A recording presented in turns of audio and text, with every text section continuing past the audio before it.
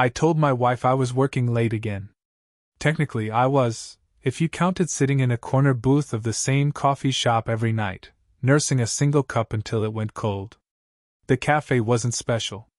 Fluorescent lights hummed. The same song looped every other hour. The barista wiped the counter more than she needed to.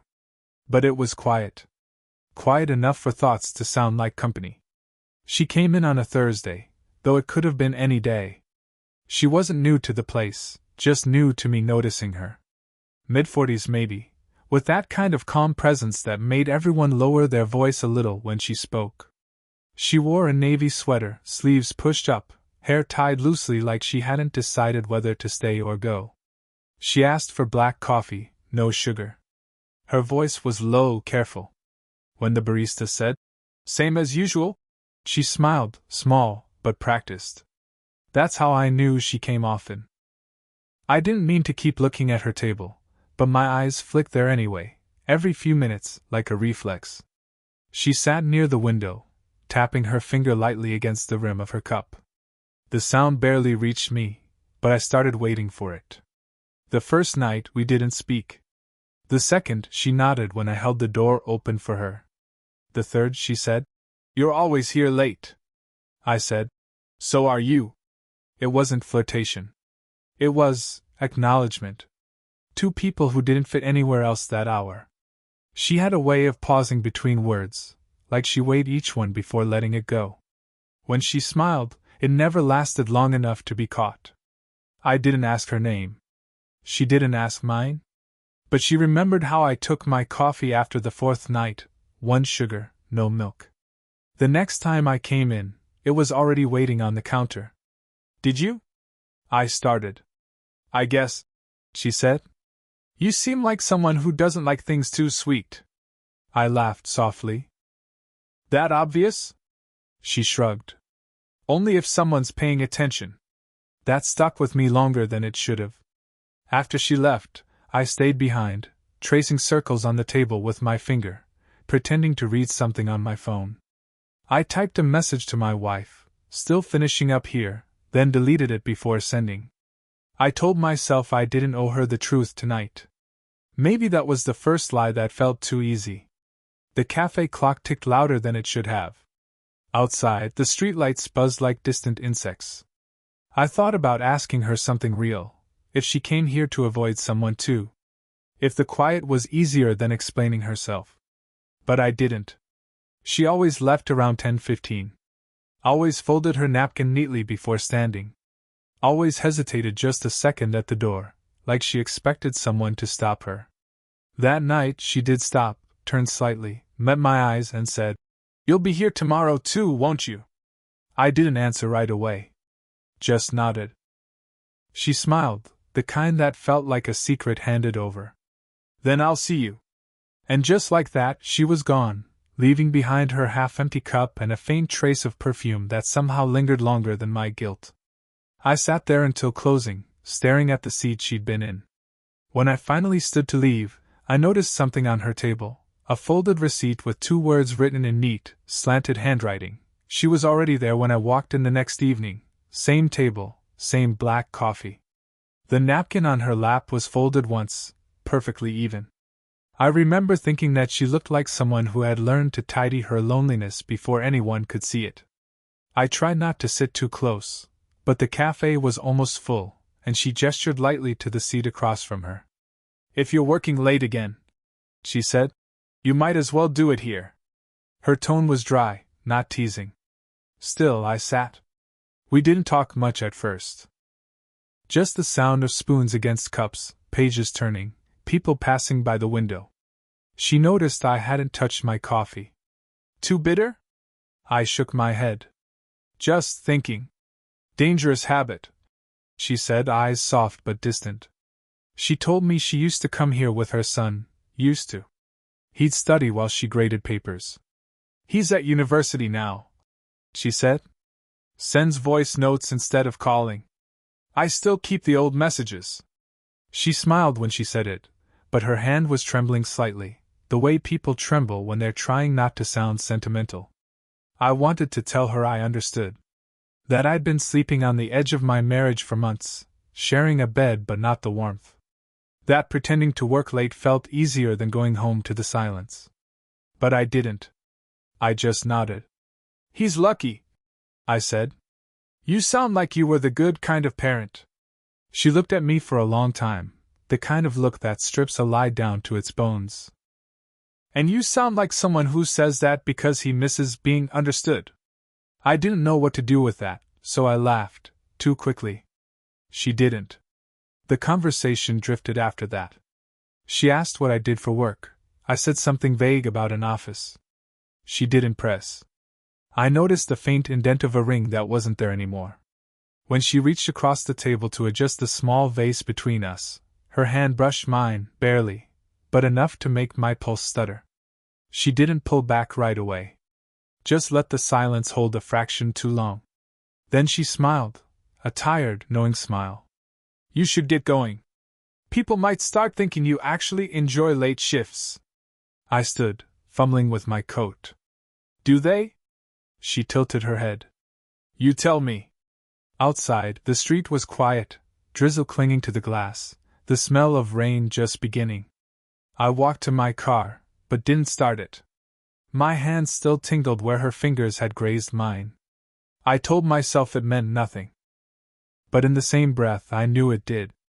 I don't know why that moment stayed with me. Maybe because it felt like someone finally saw me. The next week, I didn't see her for 3 nights. I told myself it didn't matter. People get busy, people move on. But I still found myself showing up. Sitting in the same booth, pretending to scroll through emails that didn't exist. On the 4th night, she walked in. No coffee this time. Just rain on her coat and something heavier in her eyes.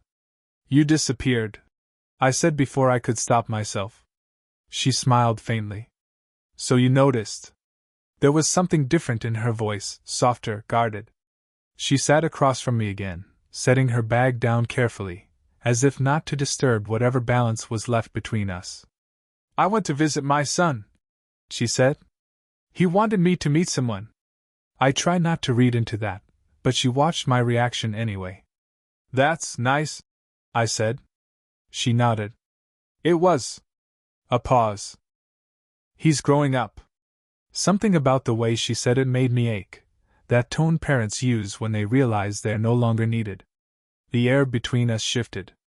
I could feel words hovering, unsaid, like dust in a sunbeam. Then the barista interrupted, a young woman with red lipstick who knew my late shift routine a little too well. She smiled when she saw me. "The usual?" Her eyes flicked between us, curious, maybe even amused. I saw the older woman glance down, her jaw tightening slightly. I mumbled, "Yeah, thanks," and the barista left. Neither of us spoke for a while. The clock on the wall ticked too loudly. I folded a napkin, unfolded it, then folded it again. "You don't have to explain," she said suddenly. "Explain what?" "Whatever this is," she replied. Her tone wasn't cold, just tired. "You look like someone who's already told himself a story about why he's here." I opened my mouth to say something, but nothing came out. She took a sip of her coffee, bitter, no sugar, and stared out the window. "It's easy to mistake being seen for being wanted," she said quietly. "I do it too." My throat felt dry. "That's not..." She looked back at me then, and for a moment, it felt like gravity pulled differently, like we were on the edge of something neither of us had the courage to name. Her hand rested near mine on the table. Not touching, but close enough that one small movement could have changed everything.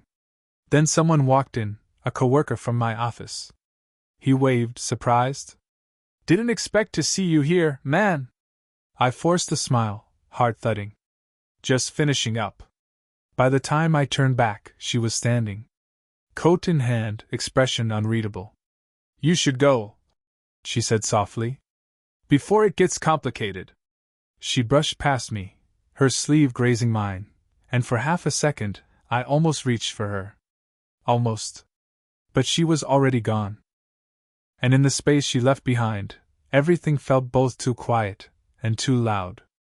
It had been days again. This time, I didn't wait at the cafe. I told myself I wouldn't.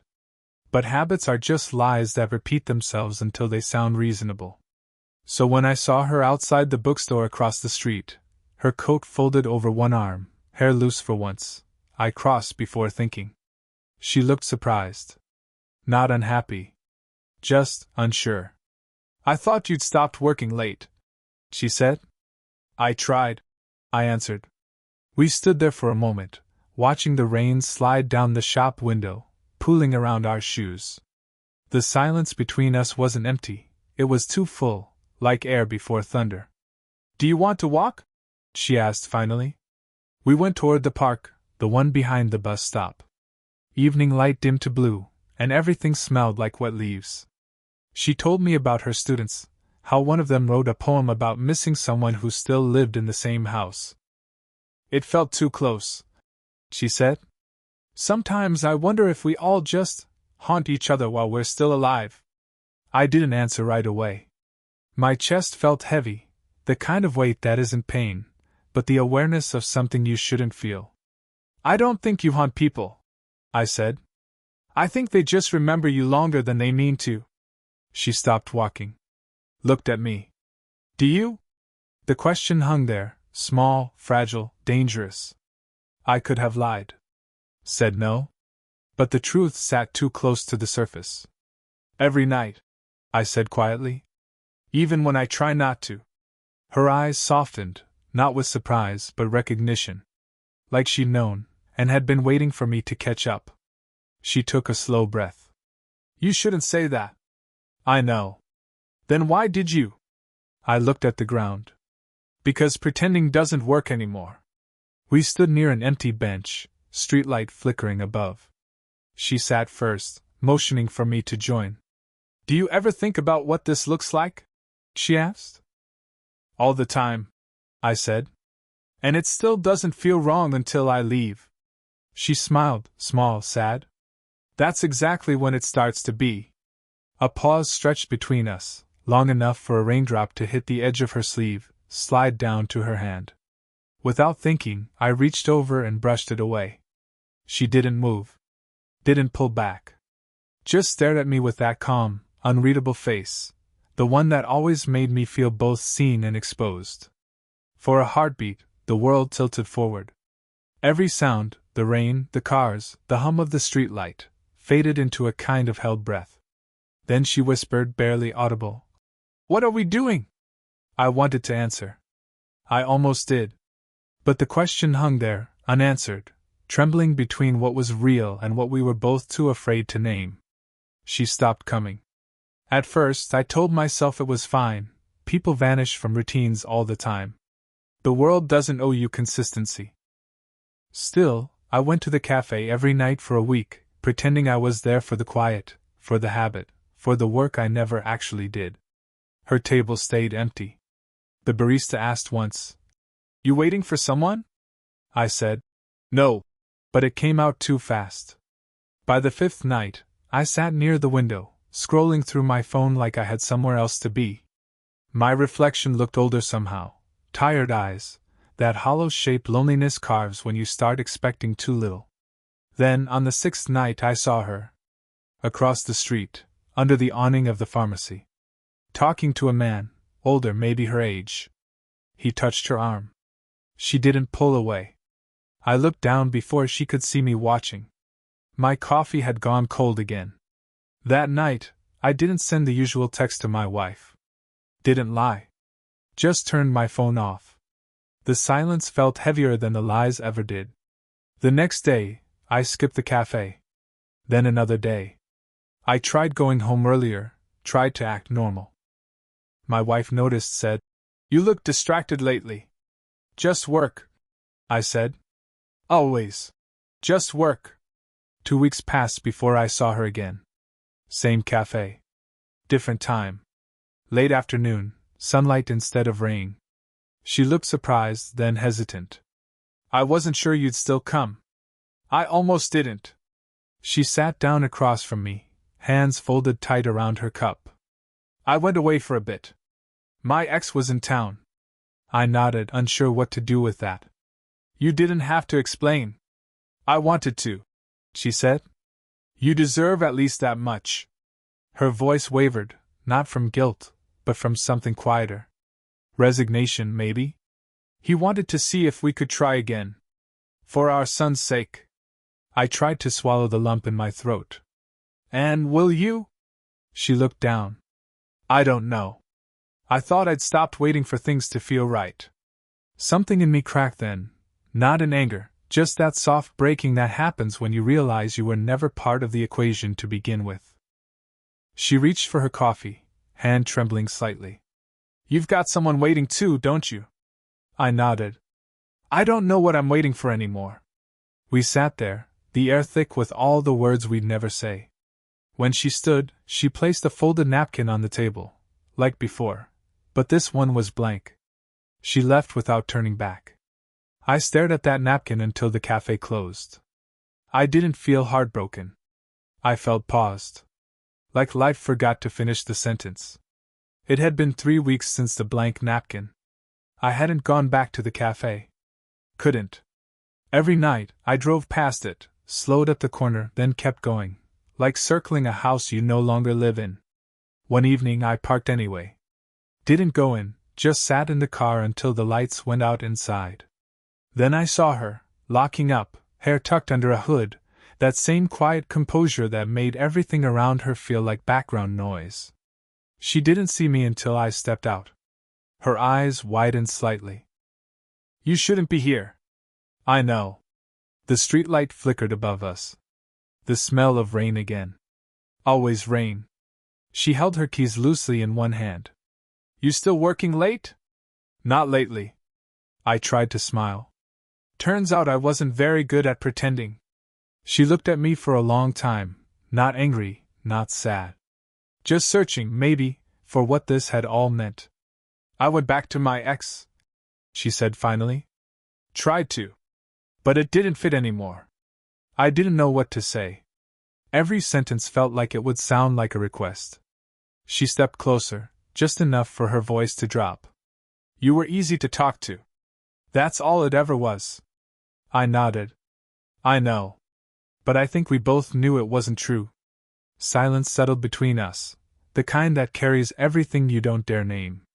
I wanted to ask if she missed it too, the quiet nights, the unspoken comfort, the feeling of being known without explanation. But the words jammed somewhere behind my ribs. Instead, I said, You made me remember what honesty sounds like. Her eyes softened. That's not a small thing. We stood there like that, two people who had already said goodbye but hadn't yet found the courage to walk away. Then she reached out, fingers grazing the sleeve of my coat, just enough to still the air between us. You'll be okay, she said. I wanted to tell her I already wasn't, but she wouldn't have believed me. So I nodded. You too. The rain started again, thin, cold, almost apologetic. She turned to leave, then paused. You should go home. I am home, I said quietly. She didn't answer. Just gave a small, tired smile, the kind that ends things gently. And then she walked away. I watched her until she disappeared past the corner, the sound of her footsteps fading under the rain. For a moment I stood there with my hands in my pockets, feeling the echo of her touch on my sleeve, that tiny, human warmth that outlasts reason. I didn't chase her. Didn't call out. Some goodbyes don't need words. Some people leave you softer than they found you. And maybe that's enough. A year passed. Not cleanly, not in a way that makes sense on paper. Just quietly.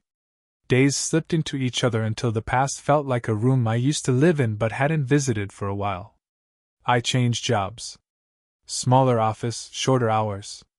The kind of place where people go home on time because they actually want to. My wife and I separated, no shouting, no broken plates. Just two people who stopped speaking the same emotional language. I started walking in the evenings again. Not to escape, just to move. Sometimes I ended up near the cafe, though it had changed ownership. New sign. Brighter lights. Same corner booth. She wasn't there, of course. I stopped looking for her after a while. Stopped rehearsing what I'd say if she was. Life doesn't owe you symmetry. But one Thursday, funny how it's always Thursdays, I saw her again. Same calm walk. Same navy sweater, though it hung a little looser now. She carried a small paper bag, glanced up, and noticed me before I could decide whether to look away. Still working late? She asked, smiling softly. Not anymore, I said. I learned to leave on time. We ended up walking together, no plan, no agenda. Just two people who once shared silence learning how to share it again. The park bench was still there, older, paint-chipped. She brushed off a bit of dust before sitting down. You remember this? Hard to forget, I said. It rained that night. She nodded. It always does when something's about to change. We didn't talk much after that. She told me her son had graduated, was moving abroad. I told her I'd taken up cooking badly. She laughed, the same quiet, contained laugh that used to make me feel seen.